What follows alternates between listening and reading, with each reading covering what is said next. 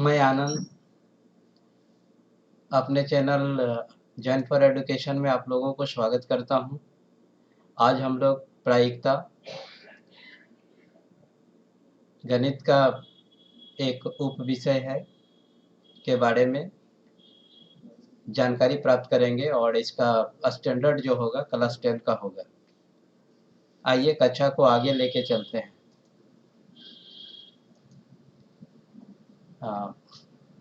इस अध्याय के महत्वपूर्ण सूत्र most important formula of this chapters is probability of an event equal to E के अनुकूल परिणामों की संख्या। It means that number of outcomes of the favourable of the events. प्रयोग के सभी संभव परिणामों की संख्या। It means that total numbers of outcome of all possible total numbers of outcome of the experiment, and this formula is applicable when the experiment is equally likely। यह formula उसी समय प्रयोग में आ सकता है जब वो समप्रायिक या समसंभावी हो या इक्वली लाइकली हो। तो this is one of the most important formula of this chapter. तो ये इस चैप्टर का अति महत्वपूर्ण सूत्र है। किसी घटना की प्रायिकता बराबर घटना के अनुकूल परिणामों की संख्या। ई रिप्रेजेंट करता है घटना को। प्रयोग के सभी संभव परिणामों की संख्या, मतलब जो एक्सपेरिमेंट करते हैं उसके सभी पॉसिबल आउटकम्स का number. Let's develop the class. Most important point of this chapter. इस चैप्टर का कुछ मोस्ट इंपॉर्टेंट पॉइंट इस प्रकार है। वैसी घटना जिसकी प्रायिकता 0 होती है, ऐसी घटना को असंभव या इम्पॉसिबल घटना कहा जाता है। So it is very easy. If the probability of an event is equal to the 0, then such types of event is known as the impossible event। वैसी घटना जिसकी प्रायिकता 1 होती है, ऐसी घटना को निश्चित या निर्धारित घटना श्योर और सर्टेन इवेंट कहा जाता है। It means that the probability of an event is 1, then we say that such types of event is known as the sure or certain event। किसी घटना की प्रायिकता 0 से बड़ा या बराबर लेकिन 1 के बराबर या छोटा होता है। The probability of an event is greater than or equal to 0 but less than or equal to 1। So these are three most important point of this chapter। Once again I repeat, एक बार फिर से हम इसको repeat कर देते हैं। वैसी घटना जिसकी प्रायिकता 0 होती है, ऐसी घटना को असंभव इम्पॉसिबल इवेंट कहा जाता है। वैसी घटना जिसकी प्रायिकता 1 होती है, ऐसी घटना को निश्चित या निर्धारित घटना कहा जाता है। यदि किसी घटना की प्रायिकता 0 से बड़ा या बराबर लेकिन 1 के बराबर या छोटा होता है। The probability of an event is greater than or equal to 0 but less than or equal to 1। So with the help of these most important point, we are able to tackle the problem which is present in this chapter। इस महत्वपूर्ण बिंदुओं के सहयोग से इस chapter में उपलब्ध या जो क्वेश्चंस है, प्रश्न है, उसको हम लोग हल कर सकते हैं। आइए कक्षा को आगे लेके चलते हैं। पहला प्रश्न है, निम्नलिखित कथनों को पूरा कीजिए। यह पहला कथन है, घटना ई की प्रायिकता जोड़ घटना ई की नहीं की प्रायिकता। तो it means that we say that probability of an event plus probability of the complement of the event is just equal to 1।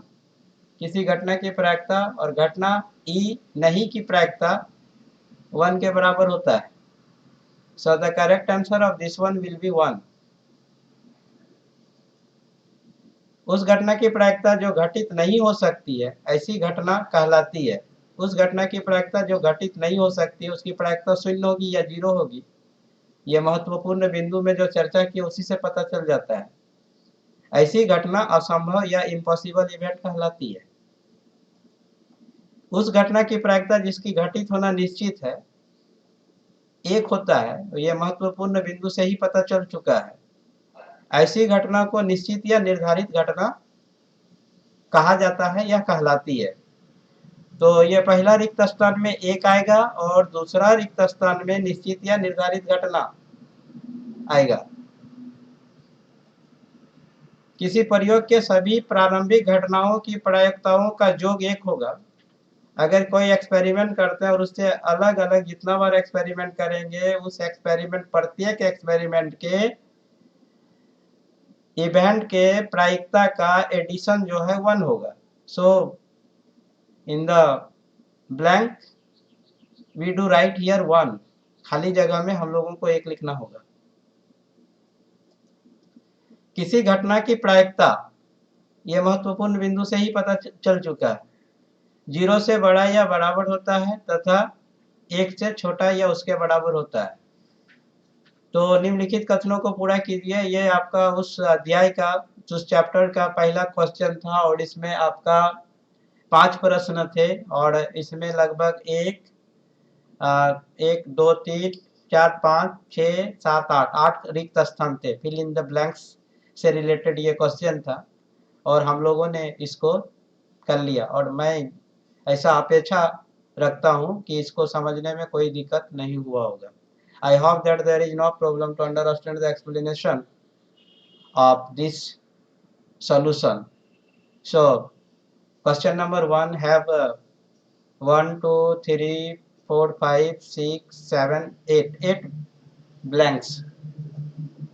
पहला ब्लैंक्स में 1, दूसरा ब्लैंक, दूसरा क्वेश्चन में 2 ब्लैंक है जिसमें पहला ब्लैंक में 0, फिर ऐसी घटना को असंभव या इम्पॉसिबल इवेंट कहा जाता है। तीसरा में 2 ब्लैंक है, 2 रिक्त स्थान है। पहला में होगा उस घटना की प्रायिकता 1 होगी। ऐसी घटना को निश्चित या निर्धारित घटना कहा जाता है या कहलाती है। किसी प्रयोग के सभी प्रारंभिक घटनाओं की प्रायिकताओं का योग 1 है।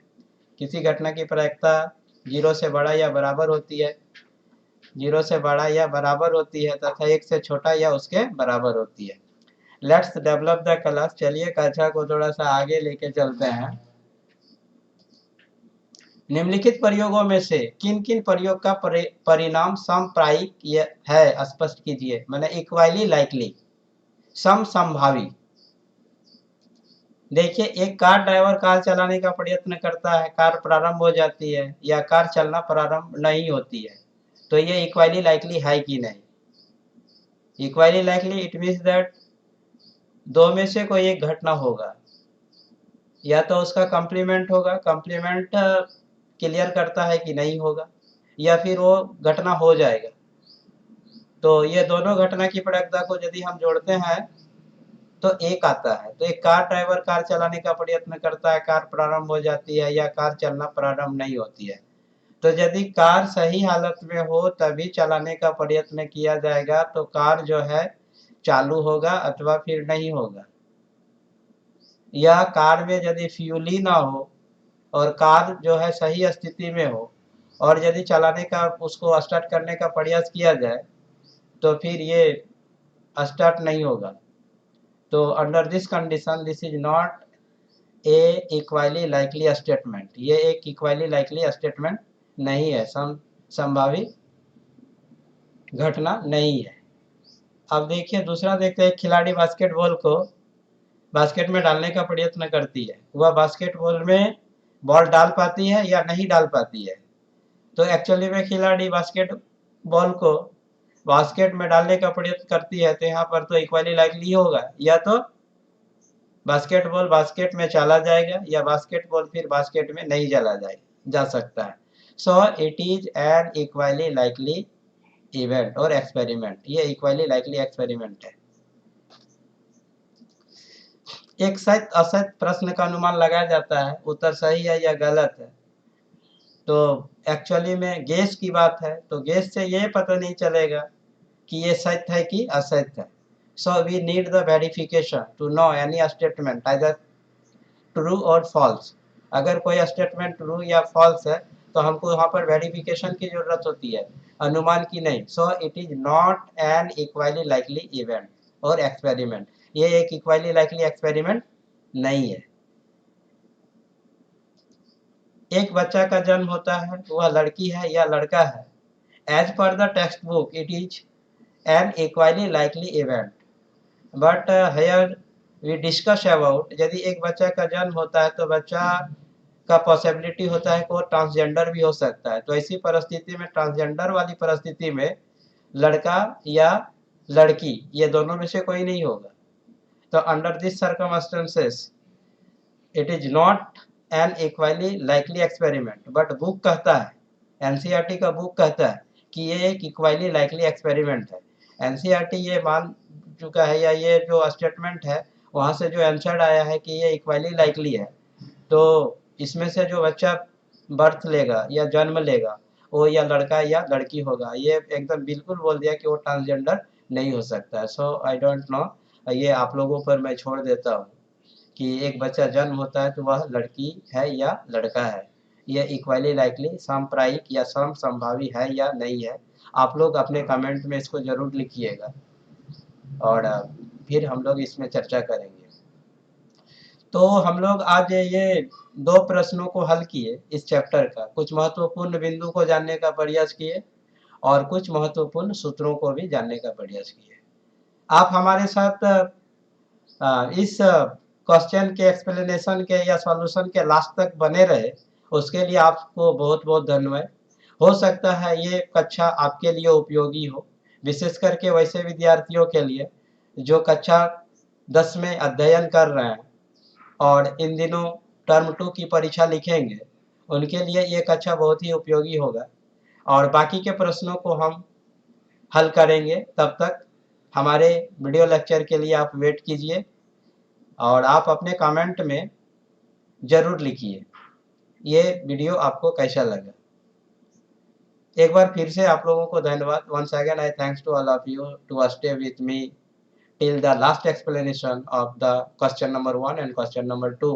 Question number 1 has 4 questions which is related to the fill in the blanks. Question number 2 has some statement, and after the most important point of this chapter, uh, question asks us clarify either the given statement is equally likely or not equally likely. तो हम लोग ये प्रयास किए इसको जानने का। एक बार फिर से आप सबों को धन्यवाद।